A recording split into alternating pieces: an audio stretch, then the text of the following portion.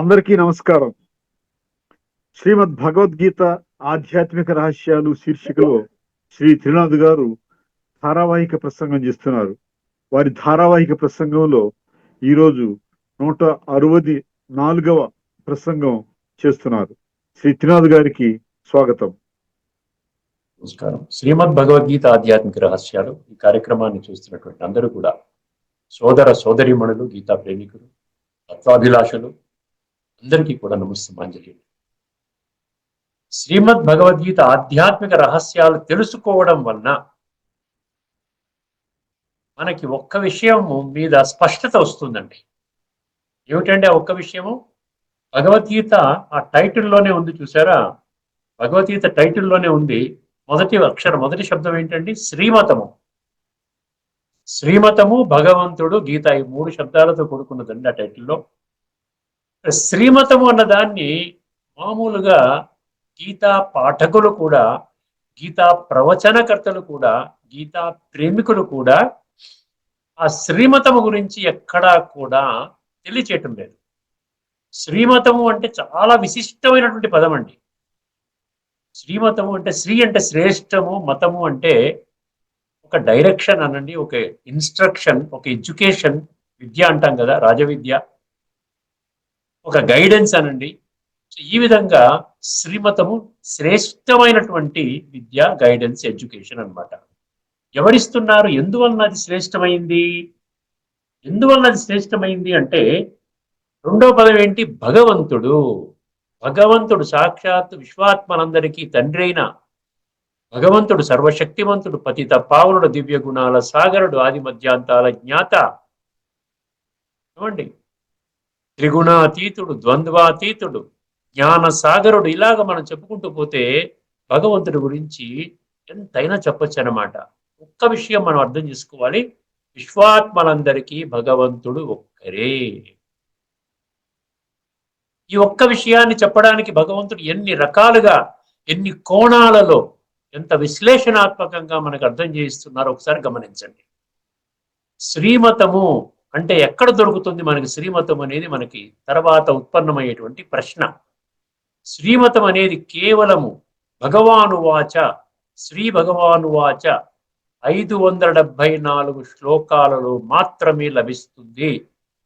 అర్థమైంది? నేను శ్రీమతములో నడుస్తున్నానా, శ్రీమతంపై నడుస్తున్నానా, లేక వేరే ఇతర మతాలపై నడుస్తున్నానా అన్న దానికి ఎవరికి వాళ్ళే టెస్ట్ చేసుకోవడానికి అన్నమాట. మీరు అర్థము చేసుకున్నటువంటి గీతా జ్ఞానము కానీ, ఇతర జ్ఞానము కానీ, గీతలో ఉన్నటువంటి 574 శ్లోకాలలో ఎక్కడైనా ఆ విధంగా చెప్పబడిందా?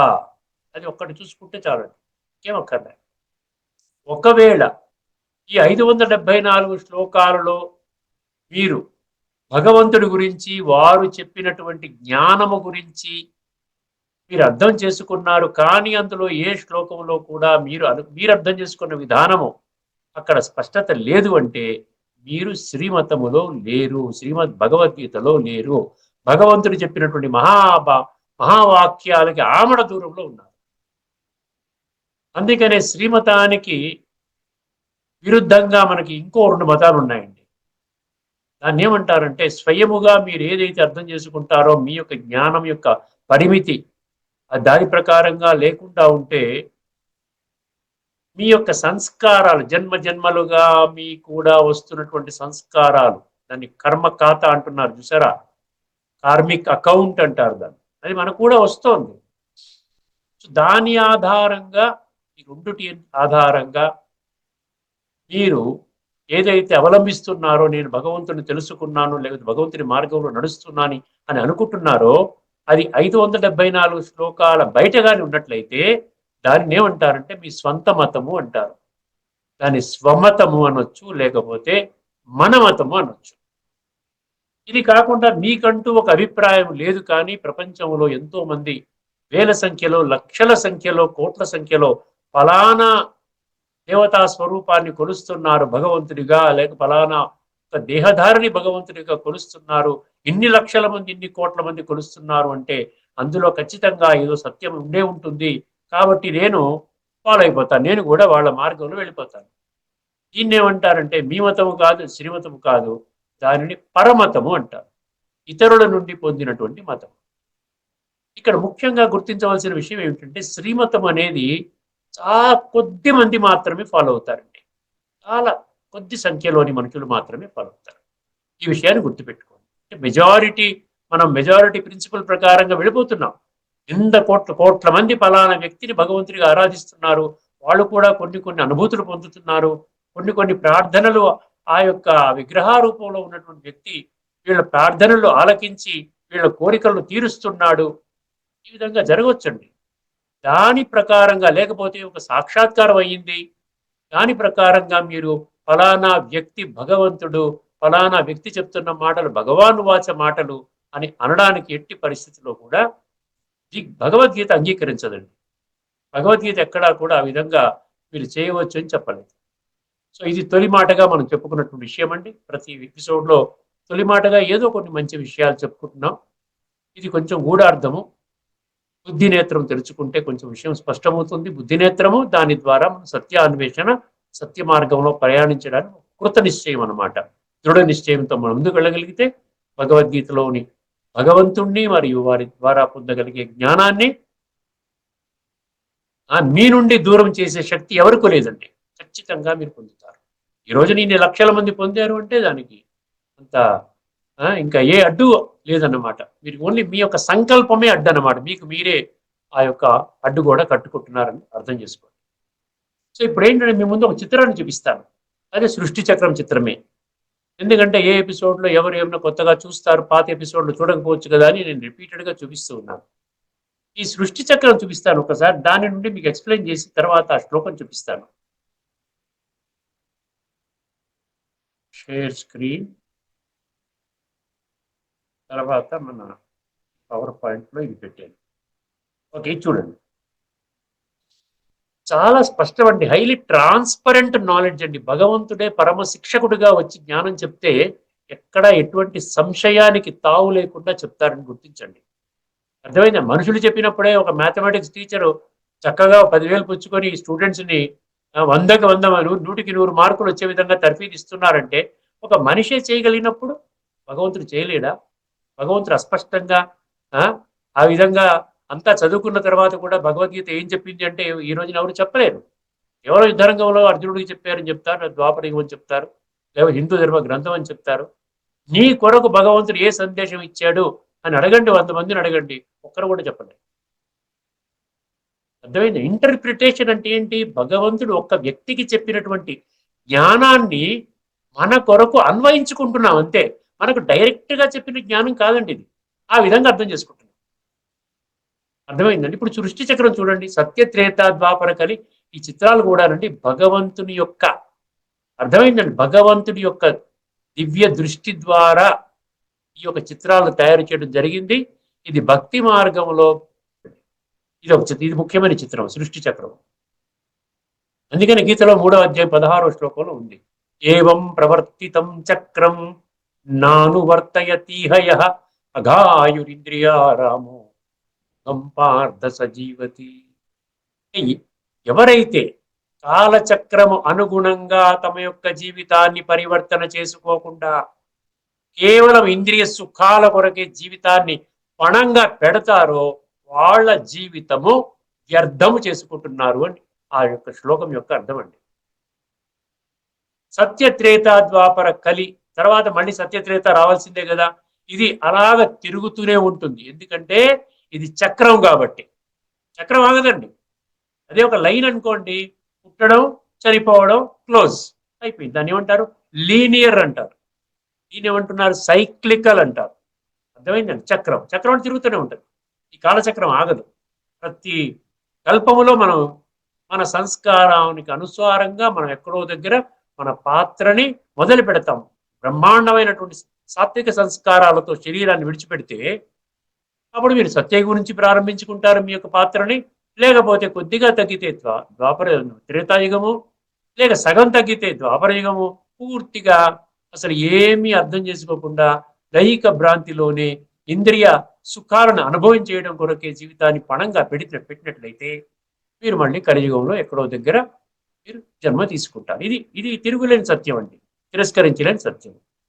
ఇది భగవంతుడు చెప్తున్నటువంటి విషయం. అది ఇక్కడ కలియుగం యొక్క ఎండింగ్ స్టేజ్లో మొత్తం అంతా ప్రపంచం ఏమైపోతుందండి? మనకు మామూలుగా అంటుంటాం కదా, రెవల్యూషన్ అంటాం, ప్రళయం అంటుంటాం, ఇలాంటివన్నీ జరుగుతుంటాయి. దానికి కూడా అర్థం తెలియదు మనకి. సో ఈ యొక్క క్లోజింగ్ అనేది ఎవరు చేస్తారు? ఈ క్లోజింగ్ సెరమనీ మరియు ఓపెనింగ్ సెరమనీ భగవంతుడు చేస్తారు. అర్థమైందండి? భగవంతుడి పరివర్తన చేయాలి అంటే ఏంటి? వినాశాయ చ దుష్కృతాం అన్నాడు కదా. అర్థమైందండి? చెడుని నేను తొలగించేస్తాను. ఎవరైతే నా మాట వినరో వాళ్ళు నా యొక్క దివ్య కర్తవ్యము, ధర్మ సంస్థాపన కర్తవ్యాన్ని సమర్థించే విధంగా వాళ్ళు లేనప్పుడు నేను ఎందుకు వాళ్ళని వాడుకుంటాను? నాకు అవసరం ఏమిటి? నాకు కావలసింది కేవలం కొద్ది మంది మాత్రమే. అలాగని భగవంతుడే చెప్తున్నాడు కదా, చాలా కొద్ది సంఖ్యలో మాత్రమే వస్తారని చెప్పారు కదా. ఇప్పుడు చూడండి, మామూలుగా తీసుకున్నట్లయితే భక్తి మార్గంలో ఎన్ని ఉదాహరణలను తీసుకోండి, అది జ్ఞానాన్ని అప్లై చేసుకుంటే మీకు క్లారిటీ వస్తుందండి. ఇప్పుడు కౌరవులు 100% 100 మందిని ఎందుకు చూపించారు? 95 మంది చూపించవచ్చు, లేకపోతే 110 మంది చూపించవచ్చు కదా. కరెక్ట్గా 100 మందే ఉన్నారు. ఎందుకు అంటే 100% కుళ్ళిపోయారు, 100% దైహిక భ్రాంతిలో ఉన్నారు. అర్థమైందండి? నేను దేహం అనేటువంటి దాంట్లో పడిపోయి కేవలం ఈ విషయ వికారాల వలయంలో చిక్కుకొని ఇంద్రియ సుఖాలను అనుభవం చేయడం కొరకే తమ తమ యొక్క జీవితాన్ని అంకితం చేసుకున్నటువంటి వాళ్ళు కౌరవులు. మళ్ళీ పాండవులు 5గురు ఎందుకు చూపించారు? మంచివాడు 5గురే కదా ఉండేది. పాండవుల తోడే ఉన్నాడా, కౌరవుల తోడు ఉన్నాడా చెప్పండి? భగవంతుడు. మీరు ఏదైనా అనుకోండి, మీరు కృష్ణుడా, రాముడా, ఈశ్వరుడా, అది అది పక్కన పెట్టండి, విషయాన్ని అర్థం చేసుకోండి. అర్థమైందండి? ఇప్పుడు పాండవులు 5గురు ఎందుకున్నారు అంటే 5% అనమాట. అందులో 5%ఏ మారతారనమాట. 5%ఏ ఈ విధంగా, అంటే కొద్ది సంఖ్యలో ఉన్నటువంటి వాళ్ళు మాత్రమే స్టార్టింగ్ నుంచి వాళ్ళ జన్మలు ఉంటాయి. సత్యయుగము ఆరంభం నుండి వాళ్ళు వస్తారు. ఇప్పుడు ఆరంభం ఎవరు చేస్తారు? ఎండింగ్ ఎవరు చేస్తారు? దీన్ని ఏమంటున్నాడు? ఇది మృత్యువు నుండి మళ్ళీ ప్రభవం ప్రళయం అని చాలా శ్లోకాలు ఉన్నాయి గీతలో. మీకు ఇప్పటికీ కొన్ని శ్లోకాలు మీ ముందు ఉంచాను. ఇప్పుడు ఈ పరివర్తన, ఈ యొక్క యుగాన్ని ఏమన్నాడు? సంగమ యుగం అన్నాడు. అంటే పరివర్తన యుగం, రిపేరింగ్ యుగం అన్నాడు. సంధి యుగం, ఆత్మలు పరమాత్మతో సంయోగము చెందేటువంటి యుగం అన్నాడు. ఇప్పుడు ఈ పరివర్తన ఎవరి ద్వారా జరుగుతుంది? ఈ పరివర్తన, ఈ యొక్క మృత్యువు నుండి మళ్ళీ పునః జన్మ, మళ్ళీ నూతన యుగములో మళ్ళీ జన్మలు పొందేటువంటి ఈ ప్రక్రియ ఏదైతే ఉందో, ఈ ప్రక్రియకి బాధ్యులని భగవంతుడు స్త్రీలని చేశాడు. అర్థమైందండి? ఎందుకంటే భగవంతుడికి శరీరం లేదు కదా. ఎవరినో ఒకరిని, మనుషులను, మగవాళ్ళనో ఆడవాళ్ళనో ఎవరినో ఒకరిని తీసుకోవాలి కదా. సో ఆ విధంగా చేశాడు ఈ పరివర్తన. అంటే మృత్యువు నుండి మళ్ళీ ప్రభవం వరకు తీసుకొని వచ్చే బాధ్యత ఇప్పుడు అందరికీ ఏంటి? అందరికీ జ్ఞానాన్ని చెప్పుకుంటూ ఈ యొక్క ఐశ్వర్య జ్ఞానం చెప్తూ ఆత్మజ్ఞానం, పరమాత్మ జ్ఞానం, భగవంతుడు సృష్టి మీద వచ్చాడు. స్త్రీల ద్వారా భగవంతుడు సృష్టి పరివర్తన కార్యక్రమాన్ని ఏ విధంగా చేస్తున్నాడు అనే విషయము ఇప్పుడు ఈ శ్లోకంలో ఉంది. 10వ అధ్యాయం 34వ శ్లోకం అండి. 10వ అధ్యాయంలో 34వ శ్లోకం. మృత్యు సర్వహరశ్చాయం. ఏమండి? మృత్యు సర్వహరశ్చాహం ఉద్భవశ్చ భవిష్యతాం. చాలా అద్భుతంగా ఉంటుందండి. మృత్యు సర్వహరశ్చాహం ఉద్భవశ్చ భవిష్యతాం కీర్తి శ్రీర్వాక్చ నారీణాం స్మృతిర్మేధా ధృతి క్షమా. అర్థమైందండి?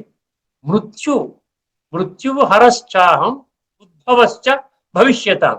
ఈ కలియుగం యొక్క ఎండింగ్ స్టేజ్లో, అర్థమైందండి? ఎండింగ్ అయ్యే లోపల మనం గత ఎపిసోడ్లో 2 ఎపిసోడ్స్లో మనం తెలుసుకున్నాం, చూసారు? 2 అద్భుతమైన శ్లోకాలు మేము ముందు ఉంచాను.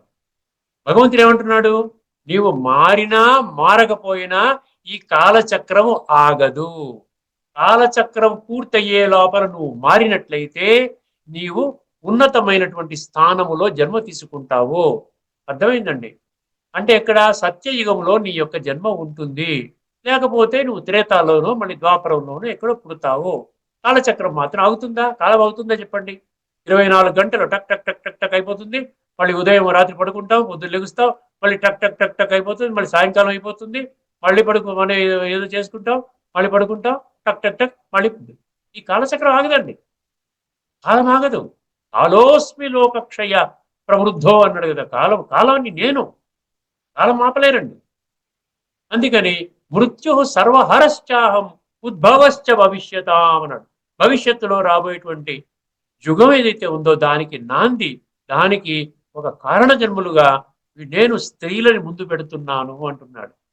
తర్వాత 7 గుణాలు భగవంతుడు 7 గుణాలు ప్రత్యేకంగా నా గుణాలుగా, నాకున్నటువంటి గుణాలుగా నేను స్త్రీలలో పదిలపైచాను అంటున్నాడు.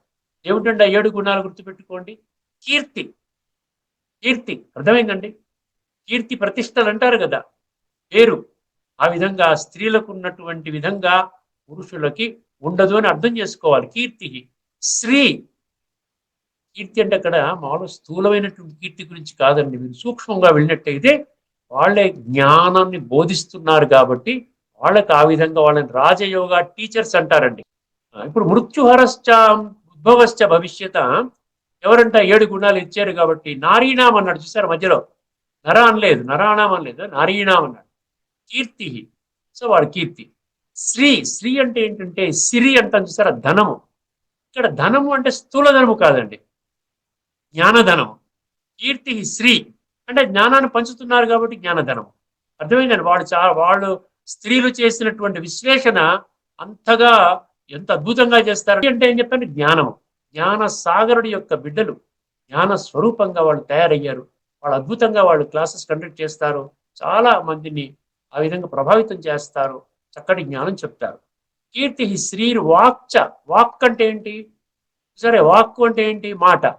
వాక్కు, స్త్రీల వాక్కు బెటర్గా ఉంటుంది పురుషుల వాక్కు కంటే. తేలికగా మాట్లాడతారు, చాలా ఏమంటారు, ప్రేమపూర్వకంగా మాట్లాడతారు. ఎందుకంటే పవిత్రత గుణాన్ని ధారణ చేశారు కదా.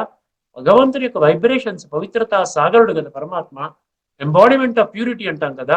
సో ఆ వైబ్రేషన్స్ అన్ని కూడా వీళ్ళు అక్కడ మాట్లాడుతుంటే మీకు అనిపిస్తుంది ఎంత చక్కగా. కీర్తి శ్రీర్ వాక్కు, సో వాళ్ళ వాక్కు కూడా చాలా ప్రేమపూర్వకంగా, పవిత్రంగా, నిష్కల్మషంగా, అవతల వాడిని ఆకట్టుకునే విధంగా ఒక మ్యాగ్నెటిక్ వాయిస్ లాగా ఉంటుందన్నమాట. అర్థమైంది. కీర్తి శ్రీర్ వాక్చ నారీణాం మధ్యలో పెట్టాడు. తర్వాత ఏమన్నాడు, స్మృతి. స్మృతి అంటే జ్ఞాపక శక్తి. అర్థమైందండి. చాలా మంది మీరు నిజంగా వచ్చి మీరు క్లాసులు వినాలే కానీ వాడు అసలు ఏ పుస్తకం చూడకుండా వాడు గంటల తరబడి మాట్లాడగలరండి. అర్థమైందండి. ఏ పుస్తకం రిఫరెన్స్ లేకుండా మాట్లాడతారు. అర్థమైందండి. ఏ విధంగా ఏం చేసినా కూడా అంటే వాళ్ళలో ఏంటంటే ఆ స్మృతి అనేది, భగవంతుడు ఏమన్నాడు, ఇవన్నీ కూడా ఈ 7 నా గుణాలు అన్నాడు. అర్థమైందండి. ఈ గుణాలు నావన్నాడు కదా. కీర్తి శ్రీర్వాక్య నారీణాం స్మృతిర్ మేధ ధృతి క్షమ, ఇది నా గుణాలు అన్నాడు. సో అటువంటి భగవంతుడి యొక్క గుణాలు ఆ యొక్క స్త్రీలకి ఒక గిఫ్ట్గా ఇవ్వడం జరిగిందనమాట. సో నారీణం స్మృతి అంటే అదనమాట. స్మృతి అంటే మెమరీ చాలా స్ట్రాంగ్గా ఉంటుంది. Power of concentration, power of memory power చాలా స్ట్రాంగ్గా ఉంటుంది. మేధ అన్నారు. మేధ అంటే మేధస్సు. మేధస్సు అంటే తెలివితేటలు, వివేక శక్తి, పరిశీలనా శక్తి. ఏది సత్యము, ఏది అసత్యము, ఏది ధర్మము, ఏది అధర్మము, ఏది చెడు, ఏది మంచి, ఏ విధంగా అర్థం చేసుకోవాలి, ఇవన్నీ అనమాట. స్మృతి మేధ, మేధస్సు అనమాట, తెలివితేటలు. ఆ విధంగా ఎందుకంటే కంప్లీట్లీ డెడికేటెడ్ అదే పనిలో ఉన్నారనుకోండి, న్యాచురల్లీ అది డెవలప్ అవుతుంది. అది భగవంతుడు గిఫ్ట్గా భగవంతుడు స్త్రీలకు ఇవ్వడం జరిగింది. స్మృతి మేధ. ధృతి అన్నాడు. ధృతి అంటే ఏంటి, ధృతి అంటే సాత్విక ధృతి, రాజసిక ధృతి, తామసిక ధృతి అని మనం చర్చించుకున్నాం. ధృతి అంటే ధైర్యము, ధృతి అంటే నిశ్చయము, ధృతి అంటే పరిపూర్ణ విశ్వాసము. దేని పట్ల విశ్వాసము, భగవంతుని పట్ల విశ్వాసము. అర్థమైందండి. మేధస్సులో ఏం చెప్పాను ఆయన, మంచి చెడు తెలుసుకోవడం. నేను ఆత్మని, శరీరము నాది, ఇది సత్యము, నేను శరీరము, ఇది అసత్యము. దాన్ని చిత్రాల ద్వారా చక్కగా మీకు ఎక్స్ప్లెయిన్ చేస్తారు, చక్కటి ఉదాహరణలు ఇచ్చి ఎక్స్ప్లెయిన్ చేస్తారు, కన్విన్స్ చేస్తారు. స్మృతి మేధ. ధృతి అంటే ధైర్యం. ఎక్కడా నండి ఇప్పుడు సత్య మార్గంలో నడిచే వాడికి ఎవరి వల్ల భయపడాల్సిన పని లేదండి. ఎవరైతే సత్య మార్గంలో నడుస్తున్నారో వాడు ఎవరికి భయపడదు. 16 అధ్యాయంలో మొదటి శ్లోకంలో ఏం చెప్పాడు, 16 అధ్యాయంలో మొదటి శ్లోకములో ఉన్నటువంటి మొదటి పదం ఏంటండి, ఆ భయం అన్నాడు. ఫియర్లెస్నెస్. ఎందుకంటే తప్పు చెప్తున్నప్పుడు మనం భయపడాలి. ఎవరైనా ఏదన్నా ప్రశ్న వేస్తే మన దగ్గర సమాధానం లేదనుకోండి, అప్పుడు భయపడాలి. సంపూర్ణ సమాధానం చెప్పేటువంటి శక్తి ఉన్నప్పుడు భయపడాల్సిన పని లేదు. భగవంతుడు ఏమి చెప్పినా కూడా చాలా అద్భుతమైన క్లారిటీతో చెప్తాడు. భగవంతుని సుప్రీం టీచర్ గా చెప్తున్నాడు. అర్థమైందండి? స్మృతిర్ మేధ ధృతి, ఆఖరి ఏంటండి గుణం ఏంటండి? క్షమ అన్నాడు. క్షమించే గుణము. అర్థమైందండి? క్షమించే గుణము. ఎందుకంటే అందరూ తప్పులు చేస్తున్నారు. ప్రపంచంలో ఎవరు తప్పు చేయట్లేదా? మనం వాళ్ళు తప్పు చేస్తున్నారు, వీళ్ళు తప్పు చేస్తున్నారు అంటుంటాం కదా. అంటే నేను తప్పు చేయలేదా జీవితంలో?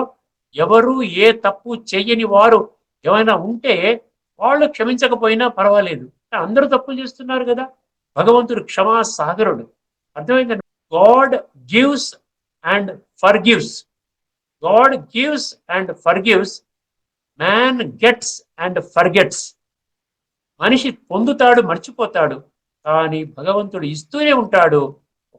ఒకవేళ ఏదైనా తప్పు చేసి భగవంతుడిని నిందించే విధంగా వచ్చినా కూడా క్షమిస్తాడు.